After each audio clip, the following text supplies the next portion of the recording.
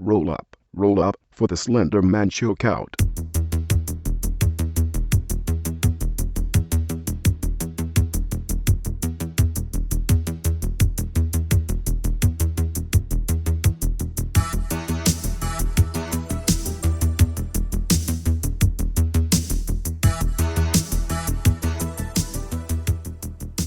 Hello and welcome to episode 62 of Chet and John's Reassuring You Finite Gaming Playlist. My name is Chet Roivers. With me, as usual, is John Denton. Salut!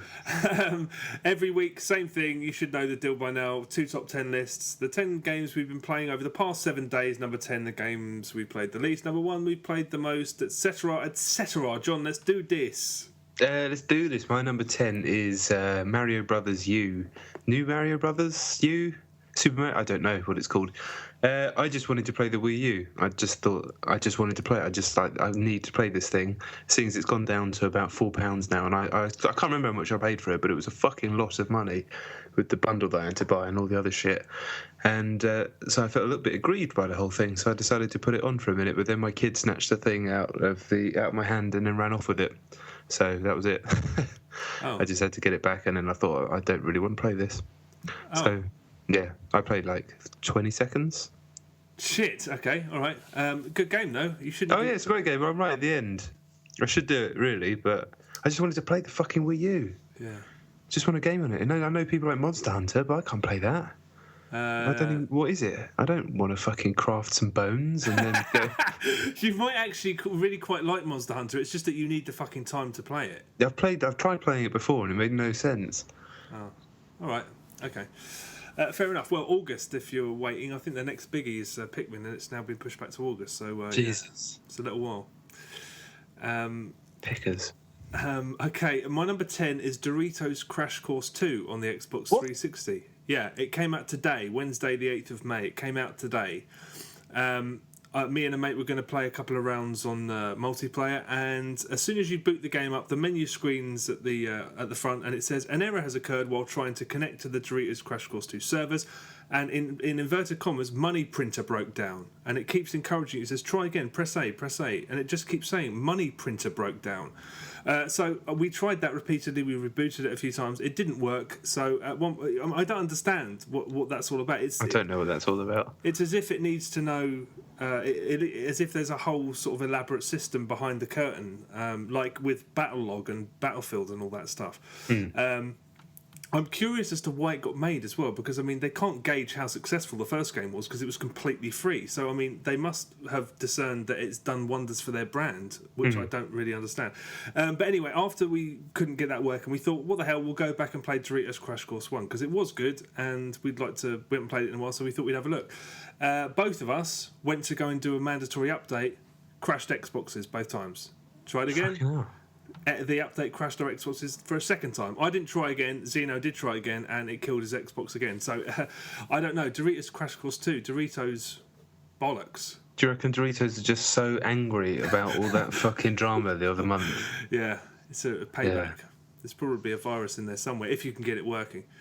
But yeah, I can't talk about it because I didn't play it. I spent a long time trying to play 2 Doritos games, neither of which worked. Damn those Doritos. Yeah, piss. Talking of viruses, weirdly, my number 9 is a game called Ninja Virus, which is a great name.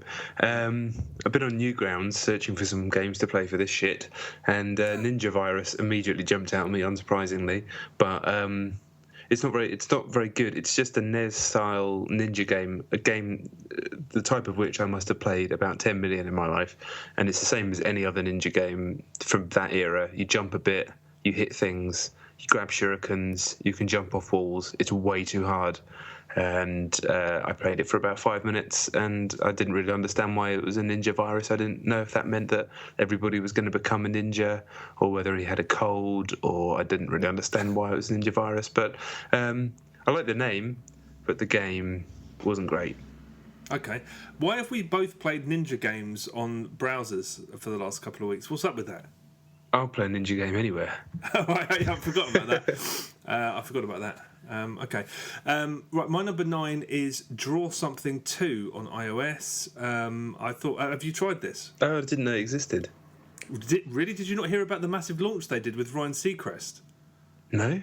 They spent a lot of money launching it with Ryan Seacrest involved somehow. I have to say I didn't see it. I read about it a little bit, and when I heard that. I thought they must know something we don't. They must have figured out a way to make Draw something ridiculously compelling, and there'll be all new systems and stuff. And for them to spend this much money on it, they must have a tremendous amount of confidence that it's not going to sort of tail off the way the first one did. It's an all singing, all dancing version of Draw something, so it's elaborate. There's graphics everywhere, and it's loud, and it clearly wants you to think that a lot of money has been spent on it, and there probably has been. But it's the same scenario. There's loads of they're trying to sort of the tokens are really stingy, so you have to buy more tokens if you want different options of what you can draw. You can buy different patterned pencils and spray paints and stamps and stuff. You can pay. It's not 69p anymore. It's or was the first one 69p or was it £2? I thought it was freezies. No, there was a full ad-free version, wasn't there? Oh, I can't remember. Well, this one's $1.99 anyway, and you get a couple of cursory, like you get a sparkle pen, and you get a few. Oh, sweet! Yeah, you get a few new words and new currency bonuses and stuff. It's the same game. I have to confess that because it looks nicer, and I went back. So there's a new gallery option where they sort of put up the best drawings of the week. Some of them are staggeringly good. And there's also a system which is similar to the Miiverse system on Wii U, where you can follow different artists and recommend different artists and stuff like that. Yeah, it's been nice to go back to it. It's gonna tail off in a week or so. There's weird. The only new things that they've brought to it is that you can add a caption to your picture, and I don't understand. What are you supposed to write? You can just say what the answer is, or you can just draw what the answer is, which has always been a problem. I had one game against a random today. He went first, and he just wrote what the answer was. And annoyingly, I can't chop him out of my friends. He's there now permanently as like a competitor, and I can't delete him because I don't want to play with someone who's going to fucking write the answer on the screen. So that's quite annoying. But it's basically the same game, a little nicer looking. But if you've played it before, that said, having left it alone for so long, it was nice to go back to it. So it's all right. No, yeah, Ryan Seacrest. Yeah, you should. If you try the free one, you might think, "Wow, I forgot that this is actually quite a good game for 5 minutes." Yeah, maybe I will. But it started to ruin my life last time with all the hassle. A lot of hassle. People hassling you for drawings all the time. Well, I never had that, so I can't comment. Yeah. My number 8 is a game called Obsolescence, which is another Newgrounds job. Really hard to explain. It's a shooter, like a shmup shooter style thing, where you are a blob and there are a bunch of other like alien/jellyfish blobs. You can move around in a circle, and everything is inside the circle that you need to shoot, right? And you're trying to get the ball in the middle of this circle, but it's blocked off by a bunch of enemies, and you've got a laser, so you're trying to like get a path through to the middle orb thing to kill it, and then you move on to the next level. It's all right. It's a neat idea, and it's reasonably good fun. After a few levels, the enemies start firing back at you, so you've got to dodge. But the music, it sounds like the Knight Rider music if it was remixed by an 8-year-old with a Casio keyboard, and it's fucking nightmarish. So I couldn't play it for very long because it just made me want to like pull my ears out. But apart from that, it's all right. Good effort. Fair play. What's so weird about sites like Newgrounds is that you always expect to find early works of people who went on to go and make, big games and, names we all know, but that doesn't really seem to be the case. It seems to be people who make games on there and then stop doing it. It's like, I think the original Super Meat Boy was on there, wasn't it? And, that's true. That's very true. A few other bits and bobs. But yeah, I know what you mean. It seems like it should be fertile ground, and it's not. I mean, with a couple of exceptions, obviously, it seems a bit strange that that's not the case. But what was it called? Obsolescence. All right. It's all right. I mean, it's okay. If I turn the sound off, I could probably play it for. It would be. I think it'd be quite a good fit on a phone. So all you need is left and right, like Super Hexagon. So yeah, okay. Yeah, you're not firing anything, but good effort. Fair play to you. Okay, all right, fair enough. Okay, my number 8 is Bleed on the Xbox 360. Spoken about very much. Not only did you mention it last week, the Joypod lot talked about it last week, I think it was. Even though they're lame bastards, I think one of them played it for 10 seconds and that was about it. But they've patched it so that there's co-op. I thought I'd try to see what co-op was like, and it's really weird. I mean, the problem is that trying to make Bleed a co-op game is quite a task in itself. But nice as it is that it's included, it's kind of sort of it's a little bit cursory, and I don't think unless both people playing it were experts and were sort of playing to help each other out constantly, it doesn't really work, because basically the screen follows player 1 and player 2. You can leave them stranded at the beginning, and if you're trying to control them, like if you were jumping up, you can leave them at the bottom and they can't see where they're going. You have to go down and follow them and stuff. The bullet time and the health are both shared.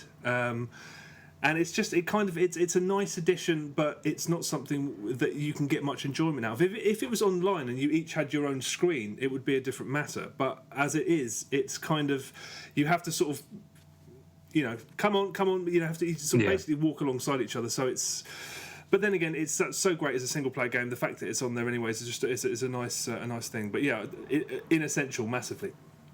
Yeah, I haven't had time to go back to Bleed this week, unfortunately, but I am excited to do so because, it was very cool from what I played so far, and as you've said multiple times, no doubt. My number 7 is a game called People, which is my final Newgrounds game this week, and all it was on the menu was a little stick man, and it was called People. I thought that sounds interesting, and it is quite interesting. The whole game you can play through in about 5 minutes. You play as a stick man. It's like a top-down, very sparse view of a bunch of very black stick men and some grey ones, and you're a black one, and you have to go and find other black ones, and when you find them, they all sort of join together in At first, I thought it was like a sort of Black Panther simulator, but then I realised that it was the colour of the little stickmen was irrelevant. As you get your little group together, little stickmen of your group start pairing off with the little grey ones. And at first, it's really annoying, so you feel like you're trying to build a big team. But then you realise it's just like the natural order of things, and you have a big group of friends, and then different friends get married, and then your group gets smaller, and it's like the music's quite nice. It's quite a sweet little thing. It feels like it's been made by someone who's like eternally single, and all his mates have got married off, and he's a bit sad about it, and he just wants to find a girlfriend. But maybe that is the whole situation, and he's decided to channel it into a pleasant little game for people to play. So yeah, fair play to him. Nice little thing, and didn't outstay its welcome at all. I enjoyed it. Oh wow, okay. People on Newgrounds. If you've got 5 minutes to spare, I would play People. It's all right. All right, okay. It's a nice thing to do. Interesting. Okay, my number 7 is a game called Fatal Inertia on the Xbox 360. Ring any bells? Yeah. Why? It's very old. I was basically on the on-demand section of the Xbox dashboard, where because there's some new deals on there. Far Cry 3 is £15, for example. There's some stuff on there. I was just seeing what was on there, and I saw this game Fatal Inertia, and I was like, I've never heard of it. And I downloaded the demo, and it's from back not long after the Xbox launch. I think it was late 2006 already, 2007, and the demo is just, it's a really, really rubbish Wipeout clone. I do remember it now. I don't know what it's doing in this century, to be honest. It hasn't moved with the times like Wipeout has. It's just like it looks like hell. There's jaggies everywhere. There's fast, repetitive electronic music with a lot of that sounds fucking straight out of the early 90s. There's fluorescent discs on the ground. If you drive over them, you get collectibles. Periodically, a computerized voice will speak to you. It put me to fecking sleep. The only way a game like that would be acceptable is if you found out the guy that made it has been in a coma since the early 90s, and this is his first game, and he wasn't aware of what had happened in the interim, because it's so... I'm amazed it was released on current-gen machines. It's mental. It's download it. It's a relic, and I don't know how it's existed on the Xbox. It's or 360, I should say. Weirdly out of date and strange and not good. Yeah, I've got the vaguest memories in that game, but yeah, it's kind of filtering with that. Do you remember Quantum Redshift on the original Xbox? That same sort of shit. Yeah, and it was all kind of merging into one. But it's no Extreme G3, I tell you that much.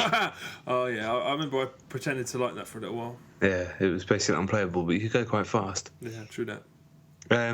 Cool. All right, my number 6 is a game called Candy Box. Have you heard people chatting about this in the last week? I'm not sure.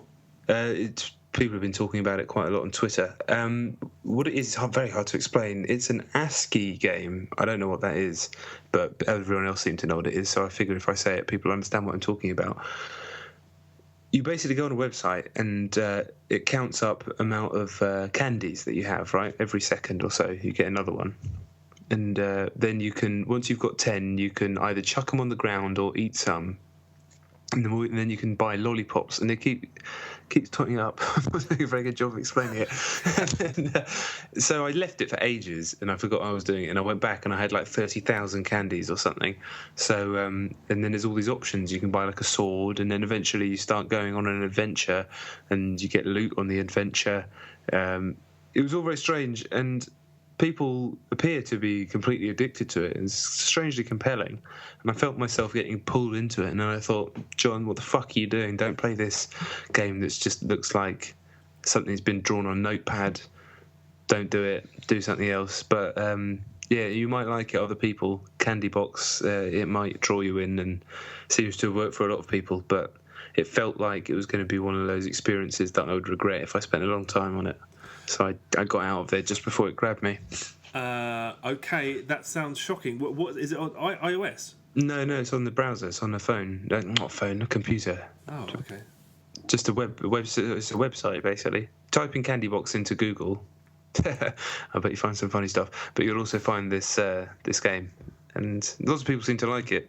But I was getting the impression it was kind of that ironic-like thing that winds me right up. Deadly Premonition. Yeah, actually, very much so. Sorry, that's controversial. I know it upsets people when I say things like that, but that's extremely true. Okay, I'm not going to download that. That sounds. Oh, sorry, I'm not even going to play that. Actually, you know what? I'm going to do that tonight. Candy Box is done. Just because I don't know what the hell you just said over the last 2 minutes. Yeah, it's almost impossible to explain. So apologies. Okay. All right, my number 6 is Planet Wars on the Xbox 360. It is an indie game. It actually originally was on iOS, but this is a port. I think it was on iOS like a year or 2 years ago. It's brand new on the Xbox Live indie game area, and I feared the worst. The box art title's Planet Wars, so there's a gruff marine there, as you'd expect. But if you look at the gameplay screenshot, it's a black and white pencil drawing. So I was like, oh god, this has potential to be god awful. It's really not. It's actually really, really good. I actually went and looked at. It's a one man band. I forget his name. Cole. The company is called Cole Powered Games. And there's a blog post on his blog saying we've just arrived on Xbox, talked about the problems with porting it and this and that, and then he said as a reward for reading this, here's some free code. So I thought what a nice thing to do. So yeah, I've got the full version of the game. It starts with a cutscene and it's rendered in black and white. It's got kind of those thick, hard edges. Really well animated. It looks kind of like vaguely like the SimCity books. But the gameplay in between is actually it's a top-down shooter, and it's drawn in felt tip, and it somehow feels a bit more handmade than a lot of indie games, which says something. And it's if you can imagine a top-down shooter that supports up to 4 players in local co-op. That's a Starship Troopers.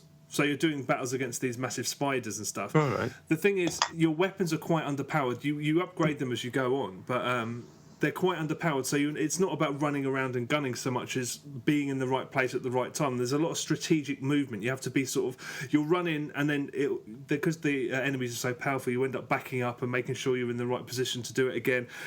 So in that respect, it actually, in addition to how it looks, it really reminded me of something like I can't believe I've forgotten the title of it. Super Nintendo, PC, Cannon Fodder. Oh yeah. Although it's not, fundamentally it's not the same thing, but just because of how much strategy is involved in the play, I thought it reminded much more of something like that. It's challenging without being frustrating. I don't know how it worked on iOS. I should imagine it wasn't anywhere near as good as it is with a pad. But yeah, I'm about 3/4 of the way through, and I'm like, wow, it's really good. I've done a little bit 1-2 player co-op, and it's just a simple 80 Microsoft points. Bit of sort of on the couch local co-op. It's just surprisingly good. I think I've explained it about as well as can be done. But it sounds quite cool actually. There's more to it. It sounds quite fun. Yeah, I mean, it looks like the simplest thing in the world, but and the artwork is cool as well. There's a sort of a superfluous story that's reasonably well told, but the artwork is really nice to look at, and it's I was expecting the worst, but it's actually really, really tidy as a co-op game. That sounds right. It is Planet Wars. It's on iOS as well, but I can't vouch for that version because I think you need a pad. Yeah, it sounds like you would. Yeah, you do. Yeah, no, that does sound quite cool. Genuine. My number 5 is Race the Sun. One of the great things about doing this podcast is quite often when we talk about smaller indie games, the people who make them will get in touch with us through whatever means, whether they had a Google alert set up or whether they listen, I'm not sure, but the chap who makes Race the Sun got in contact with us and offered us a beta key, which is great. So I grabbed that one because I think we decided for the PC that I've got that would make the most sense. And I played it for quite a bit today. It's the same game ostensibly as the one we played on the browser, but just bigger, nicer production values. Seems to be more procedural stuff going on, certainly a lot more colour as you get through the stages. And I also felt, I don't know if it was just the fact that there was no minuscule lag that you can get through a browser, but the controls felt a little bit tighter than the browser version as well. And it's still a really cool game. If you didn't hear us talking about it before, it's you play as a little spaceship and you're flying into the screen trying to dodge obstacles and collect little triangles of light before the sun goes down. And sometimes you can collect a power up that'll make the sun stay up a bit more, and it gets hard quickly, and it's different every time. And it's just like a really hypnotic, fun game. And this version's just nicer than the version that we've already played, and it's pretty compelling. Cool, yeah, it is. Do they have a release date even penciled in for when the final thing's coming out? They might do, but I don't know what it is because it wasn't obvious on the within the version that I have. It didn't say it anywhere or anything like that. So they might do, but I don't know it. Were those wormholes in it yet where you start, where there's sort of, obviously not because there isn't a community, I suppose? Yeah, no, it doesn't have any of that stuff in. So that's where the game starts to get really interesting, I think, where, you're jumping between players and all the social aspects. So it just felt like if the first one was like a proof of concept, this felt like, look, it's actually a proper game now, but it's going to get really cool when we finish it. Nice one. Okay, yeah, I really am looking forward to that now, I have to say. My number 5 is Spaceteam on iOS. Oh man, I've always wanted to play this. Dave Turner, I think it was the first time he stood in for you on this show. He spoke about it, and I downloaded it. I think that day after he spoke about it, and I never got around to playing it. And my girlfriend bought a new iPad Mini, and I had my phone, and I just said, "Let's try it." She downloaded it, and we played a 2-player game. Do you know what it is? Yeah, you're trying to coordinate like a weird spaceship control panel, but you have to you get the instructions and it works on their screen, right? So you have to kind of yell at them to do a weird thing, and then they have to. It's a mixture of that, but it truly is absolutely hilarious. It is. You've got the dashboard and you're given instructions like shut down the Flux Nebula or something. Yeah. Sometimes they're on the other person's screen, sometimes they're on your screen, and these instructions keep coming. So the first thing you have to learn how to do is to talk at the same time as listening, which is it's not as easy as it sounds. No. There's all sorts of switches and levers that have different names on them and stuff, and occasionally one or both of you will, you'll say there's brace for asteroid, and you have to shake the pad. Sometimes you both get told that, sometimes one of you doesn't. You have to shout that in addition to the other instructions. And then after a while, as your ship becomes more damaged, the metal casing around switches starts flapping around, so you have to hold it in place in order to flick the switch. If you fly through a wormhole, there's all these visual malfunctions, so you can't really see what you're doing. And as the ship dilapidates, you start all of the names of the switches and the levers starts being covered by gunk and stuff. Right. So you have to remember what they are as soon as each level starts. It's just frenzied. It's so bloody hilarious. I want to try it it supports up to 4 people. Yeah, I really want to do that. And I'm going to try and look for an opportunity where 4 people will have iOS devices, because we were just cracking up and we played it. I mean, I don't know how much longevity there is because the same things start happening. We played it over and over again, which goes to show how much fun we were having with it. But there's really gracious microtransactions in the options menu. The guy who made it says if you'd like to buy new ships, I presume there's different Switch names and different things happen and whatnot. It will enable me to continue making games. Thanks very much. And they're optional, obviously, but there's a few different ships there for 69p a pop, which we might do, especially if we can find a situation where 4 people can play it at once. But honestly, it's hilarious, absolutely hilarious. Sweet. A simple idea for a game and perfectly executed. No frills, but it doesn't need them. Brilliant fun. I'm gutted I didn't try it earlier because there has been situations in the past year when there's been 4 people around. So I do vow to play it with 4 people. But yeah, it's free on iOS. Spaceteam, one word, get it. It's a right laugh. Yeah, definitely. I definitely want to do it. Yeah, there's no doubt about that. I just haven't had the opportunity. There's been a few situations where I thought about it and I thought I can't pull out my phone and go, "Hey guys, do you want to play a game called Spaceteam?" You can, because everyone will fucking love it. I know, but just certain situations I don't want to do that. But I will play. I will definitely. I really want to. I do want to. Right. That sounds awesome. Genuine. Sweet. All right, my number 4 is Thomas Was Alone on Vita, which is free on PlayStation Plus this month. Lovely fit on Vita. Nice. It works better on a pad than it does on a keyboard. Obviously, the screen's lovely. You can switch between your little blocks with the touchscreen if you want, but you don't need to. It's better on the shoulder button. And played about the first 25 levels or something, and it's a really nice opportunity to go through it again. So I'll take it slowly this time. Last time I did it, I basically did it in 1 or 2 sittings. But great game, highly recommend it. If you have PS Plus and a Vita, make sure you download it before it disappears, because it really is very cool and uplifting and pleasant to play. Yeah. It's still on my computer and I will play it at some point. I don't have PS Plus. I'm interested to know how that system works with regards to paying. How's I've forgotten his name, the creator of Mike Bithell. That's right.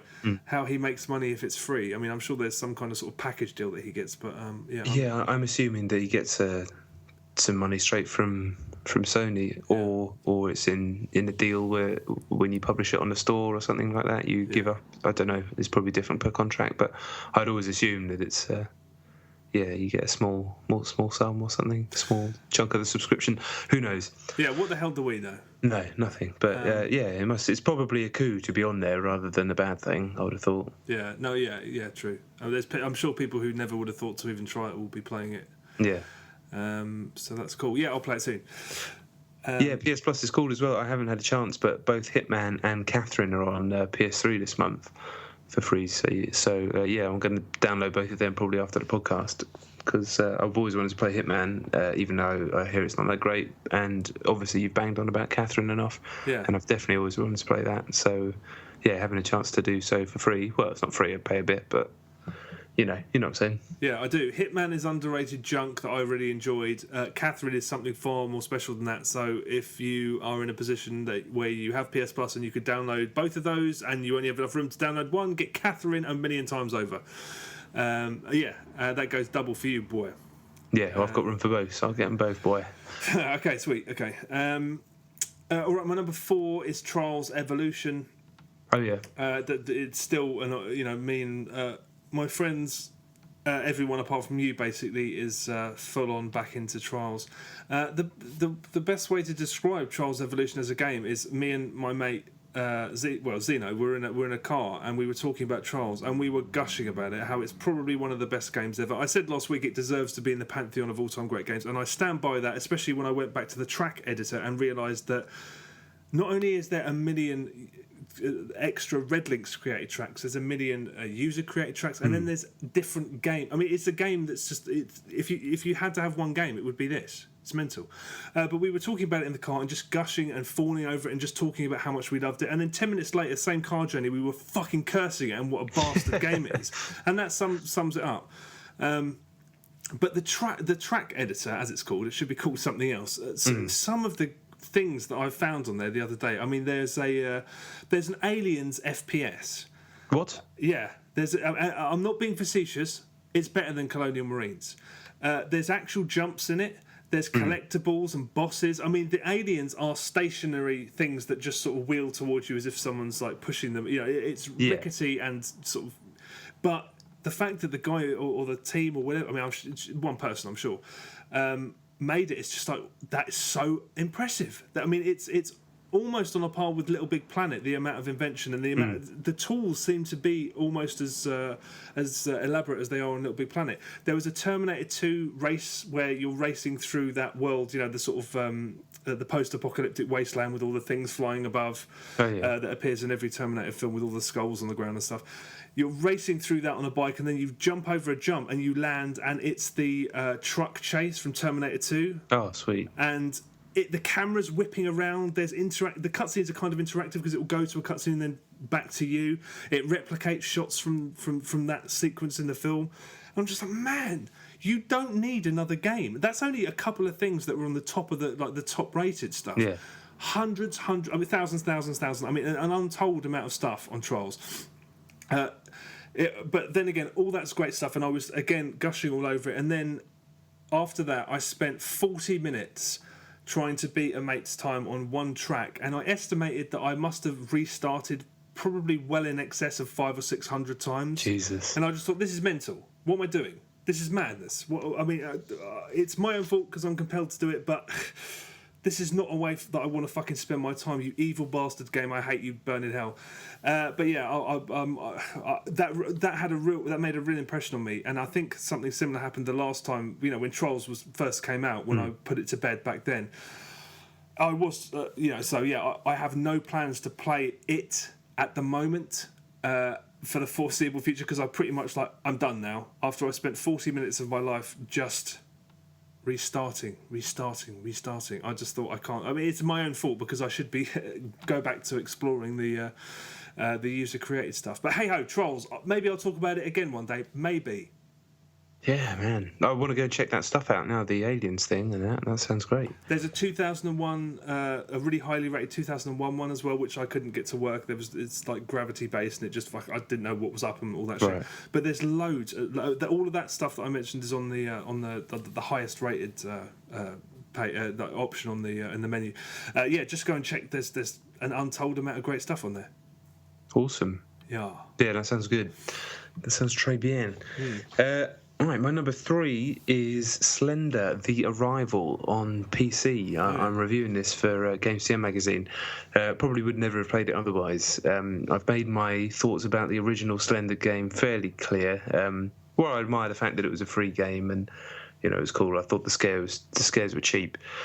Slender: The Arrival is a much more accomplished game. It's for starters, it looks really nice. It's not an amazing looking game, but it has good lighting, good textures. Especially when it starts off in the day and it looks a little bit sketchy, but then quickly it turns to night, and it's quite an effective game. You have a torch, so everything like the lighting with the torch, it's really it's quite nice and moody.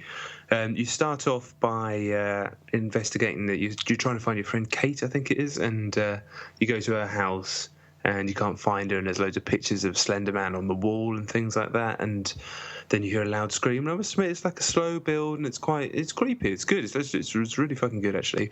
And then the first proper level starts, and it's basically a facsimile of the original Slender game. You've got to find 8 pieces of paper in the woods. It's basically the same thing.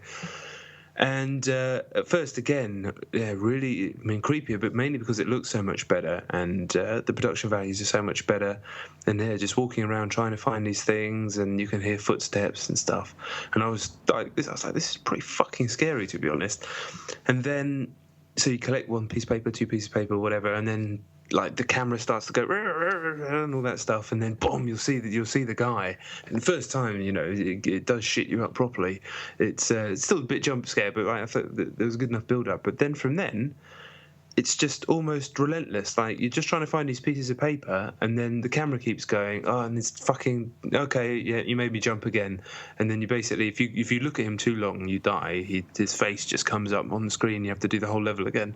So you're just trying to basically run past him or run to the side so you don't look at him. After a while, after about 5 minutes, you see through the game completely, and it just becomes really fucking annoying because you're just trying to find these pieces of paper, right? That's not a very particularly fun thing to do, running around in the dark looking for a thing, a needle in a haystack, basically, so you can progress. Add on the fact that every 2 seconds your fucking camera is going and making you jump, and then just some tool twat is just standing there just being annoying. And after a while, I was just looking at him from the other side of the thing and I was like, you're not scary at all. You do what are you going to do? So I'm just staring at you and I was like, I'm not scared of you. You're just some tall guy. You've not done anything. There's no dead bodies around here anywhere. It's just some pictures. I'm not a kid. So I thought, I reckon I can fucking take you, actually. There's only 2 of us in here, and you've got a really long neck, and I don't rate you as a grappler, so I reckon I can choke you out. So I walked up to him, and then his face came in the screen, and I died. And I thought, well, that's just shit, to be honest. That doesn't surprise me in the slightest, because there was never a lot of meat on those bones anyway. I mean, it was a gimmick in the first place. I'm surprised they've done as much with it as they have. But the fact that it just sort of goes backwards into what it was in the first place. Yeah, I mean, there's other levels. There's one set in a mine, and then there's another baddie comes along. But the game is the same in every level. You have to find different things, and don't look at the monster basically. And as a free game, as a gimmick, it was cool. This isn't free. I think it's going to be like 10, 12 quid. And there's no doubt that it's scary to have a thing jump out at you that looks kind of weird, but ultimately I think Slenderman's pretty shit. I don't think he's scary. He's not Michael Myers or someone like that. That guy, you catch him out the corner of the eye, he's murdered people up. He's murdered a lot of people up. Slenderman was done nothing. Okay, your friend's missing. She might have just gone out and there's just some tall guy in the woods in a suit. Yeah, I reckon I can have him. He doesn't have a face now, does he? No, he doesn't have a face, but yeah, after a while, I was just like, mate, just fuck off. I'm just trying to find these pieces of paper. It's like a drunk guy in a bar who's like insisting on trying to have a fight with you and you're just trying to get on with your day. He's just there the whole time. Just fuck off, mate. Yeah, that doesn't surprise. I was surprised. I think it got like an 8 or a 9 in Eurogamer, and I was like, wow, that comes as a real surprise. Yeah, it got a 4 on Video Gamer, and I'm definitely leaning towards that. Yeah. At first, I genuinely did think it was pretty cool, but it wears thin so fast, and you're like walking around. My least favourite thing in all of video games is being stuck and just walking around in circles, not knowing what to do. It makes me feel physically sick. And this is a game about being stuck while some annoying guy in a suit just fucking prods you the whole time, and then occasionally just kills you, and you have to do it again. That's not fun. No, you're damn right. Wow. That sounds wow. I was never going to play that anyway, but it came about too quickly as well, considering that the Slenderman thing happened fairly recently. Yeah. The fact that there's just sort of how much does it cost? Is it like a full whack? I think it's like maybe 10 or 12 quid. Well, that's acceptable, I guess. Has your mate played it yet? Who's my mate? The Swede you were talking about, who plays scary games? PewDiePie. Yeah. He's got like 2.5 million views on his videos. Playing it. Wow. Yeah, he's quite popular. Yeah. Fair play to that guy. He's done well for himself. True that. Okay. All right. My number 3 is Battlefield 3. I think this has happened before, but basically over the weekend we were playing Battlefield together, and we were all like, "What's happened to Batters? Finally, the turning point's come. Everything's gone to shit." We were playing games where no one was playing the objective. We were on huge maps and people were standing at the spawn trying to snipe people on the other side of the map, which is physically... it's not even... I don't know what the hell they were thinking. And it was just, we were exasperated and we were genuinely like, fuck, I think it's time to put Batters to bed. And then we remembered it's free Xbox Live Gold weekend. Okay. So all of these people were just playing it and they weren't really care about what they were doing. They were just dicking around. So yeah, that was fun.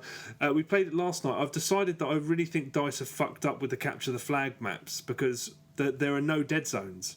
So when you're playing against like rank 100s, which happens more and more on Battlefield, it's a game of who can put a spawn beacon on your spawn fastest, and you nick each other's vehicles, and it's a horrible clusterfuck where there's not really a whole lot of strategy. It's just chaos.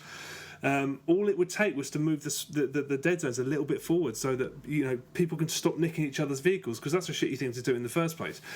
Yeah, but that's it. Batters, I like it. Genuine. Batters. It's too blue. It's too blue for me. Oh yeah. Yeah. My number 2 is Soul Sacrifice on PlayStation Vita. Oh, yeah. The Keiji Inafune game that he left Capcom to make.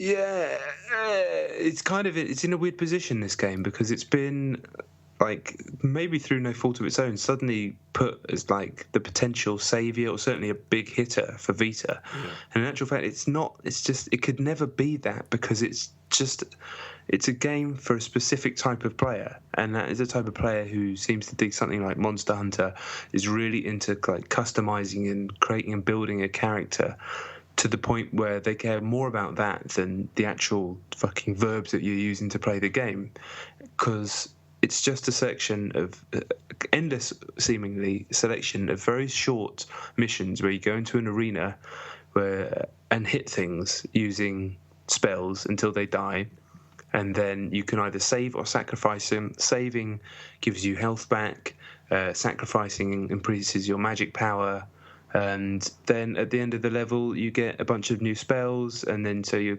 guy's more powerful, and you go into the next level and you're more powerful. You know, there's a compulsion loop there, but ultimately it's just incredibly repetitive. And certainly, like, I am not that type of gamer as well, which is, you know, I think the reason why it's been reviewing quite up and down. It's going to be the type of game that really appeals to a certain type of personality, and that personality isn't mine.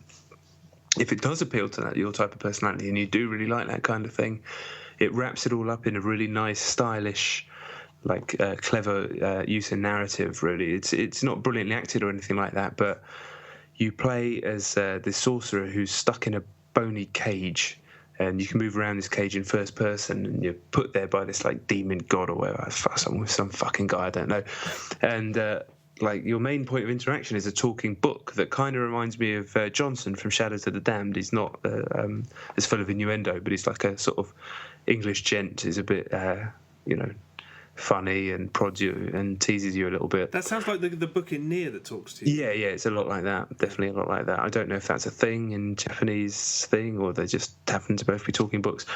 Anyway, every level that you play is like a journal entry, and you're like changing. The idea is that you're changing the past or whatever, and like rewriting this journal in order to get more powerful to beat this fucking demon god. It's a nice conceit, and it's all done very lovingly. The way that the pages come together, like the font sort of appears on the page, and like story comes about. So if you're into the actual gameplay bits, I reckon all that stuff would be very cool. But because I didn't give a shit about the actual game, really, it wasn't bad. It's like quite fun. Like the combat's fun. Like the hitting things feels nice. The enemy design is cool. It moves nicely, nice frame rate and stuff like that. But after a few hours, I'm just like, I know what the next level is going to be. It's going to be me hitting a bunch of guys, and you can play it at 4-player co-op, which makes it a bit more interesting. I had to play with randoms. Stuff like when you die, you become like a spirit, and you can either choose to buff people or fuck them over. And then there's good ideas in there, but it's just not enough for me. There's not enough variety, and when it comes to combat, I'm definitely of the DMC Bayonetta school rather than the hit, get more powerful item, hit, I'll feel more powerful type of school. Yeah. Okay. All right. I mean, do you think it's going to sell well? I think it will do what it should. What's the best way of saying this?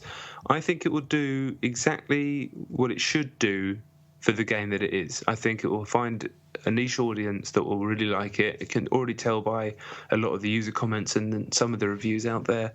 And I don't think it's been made for an extraordinary amount of money or anything like that. It's only 30 quid, so I think it'll do fine. But anyone expecting it to be some big game that's going to break out, and I mean, even less so than Monster Hunter, which is not really played, and something like Dark Souls, which other people have compared it to, it's actually nothing like that. I don't think it'll even have that level of mainstream success, and you could hardly really call those games mainstream. But I think they've just like broken out of their niche a little bit. But I don't think this will, especially is the fact that it's on a Vita. But that might encourage the people to play it because there is no other games on Vita. But yeah, I don't think it will do. It won't be big. Yeah, big. Okay. There might be a sequel, but it won't be massive. Okay. All right then. Okay, my number 2, I'm sure it's on your... Actually, I'm certain it's on your list as well, is Far Cry 3 Blood Dragon. That's my number 1. Okay, well, I'll leave it until your number 1 then. What's your number 2? That was Soul Sacrifice, my number 2. What's your number 1 then? Far Cry 3 Blood Dragon. Oh yeah, shit. Right, sorry, I got my orders mixed up. Okay, Far Cry 3 Blood Dragon. Let's do it then. All right, go ahead. Okay, first, I don't know where to start actually. The first thing I'll say is that it is a comedy. That's what it is. I mean, we don't categorise video games by content. We categorise them on form. But if we did it on content, if I had to put this in the right slot in a video library, it would be a comedy. Some of the comedy falls flat.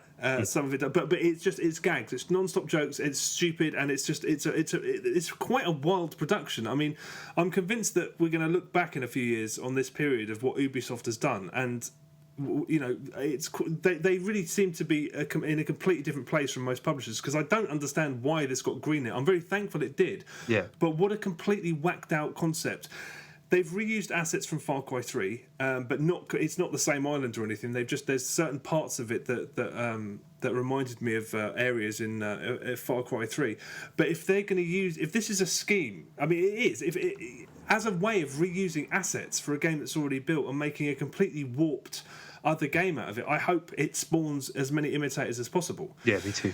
It's fundamentally the same. I mean, I had a really bad reaction to it at first because there's something really rote about it. When it starts off, there's a gun turret set piece, and then there's a bit where you have to protect a guy while he's hacking something, and then there's a bit where your weapons are taken. I was just like, it's just a checklist of fucking... I didn't realise that it actually turned into Far Cry 3 in microcosm. So it does actually open up into a sandbox, and it is basically, Far Cry 3 in microcosm.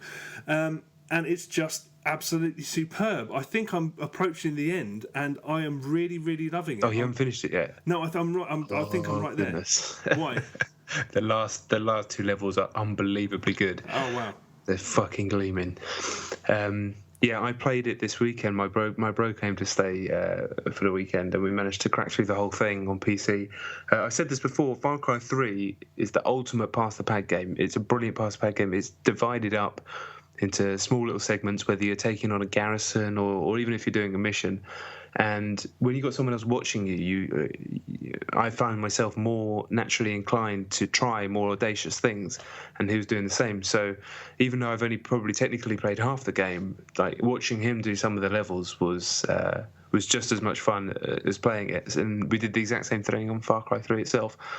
I love so much about this. Just like you, I didn't like the beginning at all. It was really not working for me. There's a really bad tutorial gag at the beginning, and it's I hate tutorials, but it's just a long tutorial. That sort of gag just fucking winds me up. The opening level's rubbish. The bit where you're protecting the hacking guy is rubbish. The humour was like, I was like, okay, but there's like too many cutscenes. But then when it opens out, it's fucking awesome. And the music is so good that... like when you're taking over the garrisons, which is ostensibly the same as Far Cry 3, but with one major variable, which I'll talk about in a second. Yeah. But the music just elevates it to this like everything felt so epic. And then when you mix in the blood dragons themselves, the giant dinosaurs, so you can basically lure into the garrisons to start fucking people up. We were experimenting with them as much as we were anything else, and like some of the stuff that happens in the open world is way crazier than anything that happens in 3. You like turn a corner, everything's on fire, there's like 2 fucking dinosaurs in there, these scientists fighting with everything. It's just nuts, and you can just sit back and watch it. We very quickly got an explosive sniper rifle as well, which is a fucking great weapon. And then, like I said, the last 2 levels are just magic, mate. They are magic. It goes out on such a high, doesn't outstay its welcome at all. Just a brilliant game, absolutely brilliant. I was so happy to play it all the way through.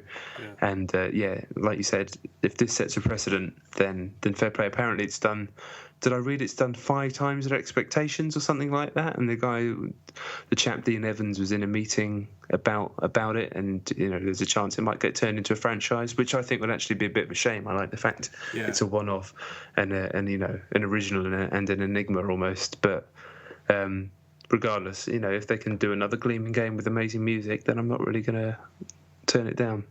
Yeah, I totally agree with that, and it is. If they were going to do another, I mean, they could use those assets again and do another Far Cry 3 something else, as long as it was completely different. Yeah.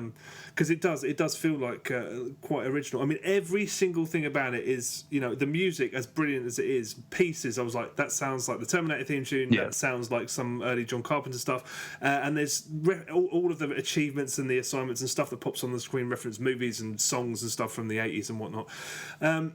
The only thing I'm not sure about is the reaction to it online has been overwhelmingly positive. When that footage leaked a month or so ago, everyone was like, how cool is this? Everyone had pretty much the same reaction to it. If you're not of a certain age and you have if you're not impressed by how it looks and its sort of general outlook, I don't know whether... Well, actually, no, of course you will. The game's great. I'm thinking of how I felt when the game started, because I was really like, Yeah. I'm liking this, despite the fact that I think the gameplay is actually secondary to everything else that's going on outside it. But it does turn into something else. But then again, I think even if you don't like the stylistic flourishes and stuff, I'd say definitely it's still worth getting. But you have to bear in mind that this is coming from somebody who genuinely thinks that the Dolph Lundgren film Dark Angel, aka I Come in Peace, about drug dealing aliens who come down to Earth and start killing people with compact discs, is one of the greatest films ever made. I'm pretty sure I'm 3/4 of the way through it, and I can't. It's outrageous that it's 1,200 Microsoft points. Yeah, an absolute steal, and absolute steal. It looks tremendous for the most part as well. Really, really something else. Yeah, it definitely does. I don't really have a bad word to say about it, apart from that opening 20 minutes. So, funny story, actually, quickly. I actually know Dean Evans, the guy that created it. I went to a trip to see Far Cry 2 a long time ago, and he used to be the guy that cut the trailers for Ubisoft, and he took us all out one evening because he's a character, and he got way too drunk and started being really abusive to me in the street. And so when I found out he was in charge of the game, I was like, oh man, that's really going to colour my opinion of it. And especially during the opening 20 minutes, I was like, I don't like this guy and I don't like these jokes, but it won me over. So all's forgiven, Dean, just about. Okay, cool. Yeah, I mean, the story's just fucking nonsense, and I did laugh. I mean, there were some jokes fall flat. I mean, and not many people noticed the humour in Far Cry 3, the main Far Cry 3, but there was a lot of in all of the menus. There was just absolutely cutting sarcasm relentlessly through it, and it's got that kind of tone. The only thing I'm curious about is they are clearly trying. The cutscenes obviously are not cutscenes; they're sort of comic book panels that move, but they look like they're kind of post SNES. I mean, maybe a console that I didn't have, like a 3DO or maybe a Jaguar or something. Yeah. It looks like it's replicated the look of a certain console, and I'm not sure what that is, because it wasn't any of the sort of main ones. But I know what you mean. I was thinking that as well when I was playing it, because it didn't. They didn't seem 80s. They seemed 90s. Yeah. Like, but I didn't mind. But it was like, but it was, yeah. I was trying to think. I know I've seen cutscenes like that on a system that I didn't have, and I'm not sure if they were specifically going for that. PC Engine or some shit. Exactly. Yeah, something like that. Yeah. Talking to the tone though, my bro is born in late '89, so the '80s are kind of a mystery to him, really. And he absolutely loved all of the tonal stuff. So obviously he's seen some of those movies, but he's like nearly 10 years younger than us. So I think people will still get a kick out of it. Maybe not young kids, but they should be playing Far Cry 3. True that. Good. If it's been as big a success as you said, I really hope it has. And I just Ubisoft. No other publisher would have greenlit this. And I love what they're doing at the moment, and I hope it continues. Oh yeah, me too. Yeah, Watch Dogs, man. Assassin's 4 sounds interesting. Rayman's great. Saw some new stuff about that. I think I might be NDA'd. I don't care. Yeah, it looks good. Ubisoft. Top stuff. Top shit. They've been me boys for the last 12 months at least. Top dollar. All right, well, good. Yeah, Blood Dragon. Check it out, I say. Yeah, for real. Okay, all right then. My number one is Dead Island Riptide. Oh, fuck. I wondered what your number one was going to be. Yeah. I have done a complete 180-degree turn on this. No way. It's such a... Dead Island and its sequel are quite strange in that no two people seem to have had the same experience. with either game. I read the Digital Foundry breakdown of which was the best version of Riptide, and they said that it looks great on 360. It's far superior to the first one, and I think it was a joint winner with the PC. I might be wrong about that, but they basically said the 360 version was so superior to the first one. And I've had non-stop issues with it. Just technical hitches, like I spoke about. Just they're blemishes, and they're not game breaking, but they're still quite like you could do without them. Playing on co-op, the number of problems and issues it's become quite comical. There was one point where it killed the sound on my console, and it actually switched off the sound. It turned off the notifications, and I had no sound, so I had to reboot my Xbox, change all the settings, go back in, and actually Battlefield 3 did that at one point, but still there are glitched assignments all over the place, so if you're trying to get achievements and stuff, that might be a problem. There was a bit that we did a little while ago, I'm doing it on co-op with Xeno, 2-player co-op, and there's a bit where you have to you get a pump and you drain this water from this cavern, and then you walk into it. For one of us, the water was still there, so we couldn't progress to the next level. One of us had to walk, but luckily you can fast travel to the objective. It's just there are breaks in the game all the way through, and it's amazing that it got released in the state that it's in. But some people aren't having this problem. I never had any problems with the first Dead Island, and everyone was throwing their arms up saying it was one of the most broken games of all time. Yeah, I didn't really either. Yeah. Not really. Well, actually, like a few bits and bobs, but the second worst bug in any console game was in the original Dead Island. But aside from that, no technical. What was that? Do you know what? I can't remember. I got to a certain point where I couldn't change my save, and all I remember is a guy saying, "All my brothers are great warriors." And I started there, and I think I had nothing, no weapons, no money, and there was 3,000 enemies, and somehow I got past it, but. It was the second worst bug I've ever had in the console game after a bug in The Witcher where you couldn't craft anything, which came from the PC version, blah, blah, blah. But anyway, basically, I've started playing it on co-op. I played Dead Island on my own, loved it. Tried it on co-op, didn't like it. Tried Riptide on my own, didn't like it. And now I'm playing it on co-op, and I love it. We're having such fun. I mean, it's a difficult... There is a certain point at which you have to accept that games like this are just fun. And it's hard to assess how much work has gone into making it entertaining and how much of it's just fun. I mean, we're just having fun. It's like, we'd have fun in a playground. And online playgrounds, we make our own fun almost. Yeah. All I can say is that we've laughed. I haven't laughed this much playing a game in a long time. I've lost track of the amount of amusing things that have happened. I mean, the whole way through, Xeno, who I'm playing it with, was looking for... He wasn't finding any weapons he liked. Right. He was trying all these... I'm not finding my weapon. And the other funny thing is that when you don't have a lot of money and you don't have a lot of weapons, to get from A to B is often a mad dash. One of you will get downed, you have to run back, pick him up, and you're just running through all these zombies. But we were sprinting once, running through the zombies, and he was like, I found it! I found my fucking weapon! And he was running, flames... zombies on flames chasing him, sprinting, and he was like, look at this fucking spanner, and he had a wrench in his hand that was almost as big as him, with all these guys sprinting after him. I almost pissed myself laughing. And then there was another bit when he got a boat wedged in some scenery, and he was trying to get it out by using the lever on the motor, and he just kept bobbing up and down, so he looked like a child trying to entertain himself in a playground. It's one of those games where funny stuff just happens, And it is. I'm glad I don't have to review it, because I'd have to really chew that over, because it's so difficult, because as I said, the fetch quest problem is a real problem. I'm now far further than I was when I did it on my own, and still it's just fetch quests. There was one bit where we got to a horde-like scenario. They're like, build up the foundations, you get ready for a fight. And one of the guys comes up and he goes, oh, bloody hell, bro, we forgot the drone guns. They're on the other side of the island. And you're like, are you fucking serious?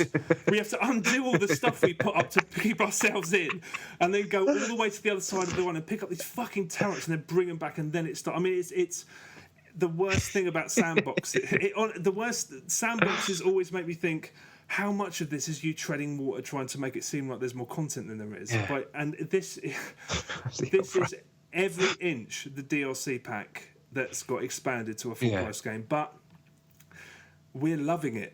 Absolutely loving it. We're loving crafting weapons, doing all that shit, and we're just loving the combat. I mean, apparently, I've got a move, my guy, where I run in and I do a flying kick and zombies go flying. Apparently that never gets old. And every time I do it, Xeno fucking cracks up. And similarly, when he runs into battle with his giant wrench, I mean, honestly, it's one of the funniest gaming experiences I've had. But as I said, it's a difficult one, because how much kudos do you give them? Because it's it's more of the same, and hell, maybe going back to Dead Island on 2-player may be as entertaining as this, but nevertheless, I can't not recommend it because I've done a complete 180-degree turn and we've played it a lot, and Zeno's enjoying it so much he's started a game on his own and he's loving that, so maybe my reaction was a little bit hasty on the single player. I'm really, really, really liking it. I haven't finished it yet, but God, it's been a fucking riot. Yeah, that sounds funny now. Yeah, it's so difficult there because it's like, I know I'm laughing at stuff that's legitimately funny, but how do I praise Techland for that? Yeah, good old techers. Yeah, I wish they could have put a bit more fucking variety in their missions. I mean, it's comedic how many fetch quests there are, and we've just learned to go with it. If you don't go with it, you'll get very, very frustrated and angry, I should imagine. But God, I love it. I'm really sorry. I really like it. Did you see that quote that Techland released about their new engine? No, what did it say? So they've got their new engine for the next generation or whatever, and they're like, yeah, we make all our games on it. And so the interviewer was just like, is it going to compare to like CryEngine 3 or Frostbite 2? And they're like, yeah, you can do absolutely everything on this engine. You can do graphics, set pieces, levels, music, everything. They are save points. You can save points. Were they taking the piss though? I don't know. I mean, I don't know because it was just written down. So maybe it's some dry Polish humour, or maybe, I mean, I'm sure you can do all those things. Oh God, there's something so tantalising about them because I just don't know whether it seems like they're a marketplace for really, really sort of low aiming trash that somehow ends up being really good a lot of the time. Yeah, and I like that. I like to think that they're taking the piss by saying all that stuff. They aim like sort of chest height, and they hit almost every single time. That's true. Very true. One minor thing, the very first quest we did on co-op, a glitched enemy got stuck under a bridge and we had to restart the game from scratch. No. I don't know, I have a shopping list of problems written here that I'm not going to bother going over because it's such a busted heap of junk game. But absolutely brilliant fun as well. Fuck. That makes me want to play it because I do remember having so much fun on the first one now, but I don't think I've got time. True that. Same. All right, well, yeah, thank you very much for listening. That's 62 in the can. Check out the Twitters, at John Denton, at Chet Roivas, at Chet and Johns. We've got the YouTube channel. Chet's just uploaded the latest, his week in Batters, so go and watch that shit. Don't go on the website, there's nothing on there. Check us out on Facebook. Fucking leave a review on iTunes because that seems to do awesome stuff. And if you've got any games that you think we should play, just hit us up on Twitter and tell us to play them. We'll play them.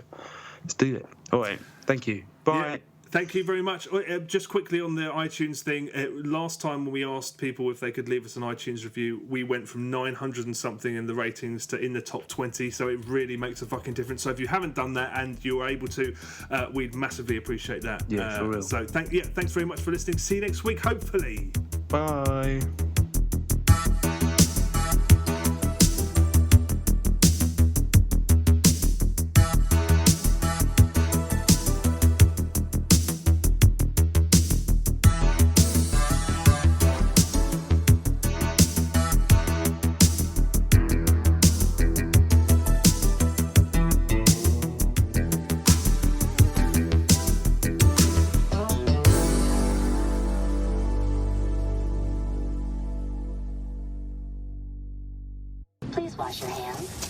Rex, are you doing okay after that EMP surge?